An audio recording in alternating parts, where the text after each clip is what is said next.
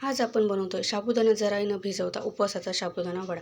तर त्यासाठी 1 वाटी साबुदाणा कढईमध्ये टाकून थोडासा हलकासा भाजून घ्यायचा आहे. त्यानंतर थंड झाल्यानंतर एका मिक्सरच्या भांड्यामध्ये टाकून बारीक सरायची पावडर तयार करून घ्यायची. हा तयार झालेली पावडर एका चाळणीमधून आपल्याला असं चाळून घ्यायची आणि मोठ्या एखाद्या भांड्यामध्ये काढून घ्यायचे. त्याच्यामध्ये 2 ते 3 शिजलेले बटाटे असे बारीक करून टाकायचे. त्यानंतर भाजलेल्या शेंगदाण्याचा पावडरसुद्धा करून याच्यामध्ये टाकायचं आहे. त्यानंतर 2 हिरव्या मिरच्या बारीक ठेचून टाकायच्या, चवीनुसार मीठ टाकायचं आणि छान असे याला मळून घ्यायचं आहे. थोडंसं घट्ट वाटत असलं थोडं थोडं पाणी टाकत याला गोळा तयार करून घ्यायचा. जास्त पातळ नाही, जास्त घट्ट नाही. तयार झालेला गोळा एका ताटाला खाली तेल लावून घ्यायचं, त्याच्यावरती थापून घ्यायचं आणि अशा पद्धतीने याला चौकोनी आकारात कट करून घ्यायचं. तुम्ही कुठल्याही आकारात कट करू शकता.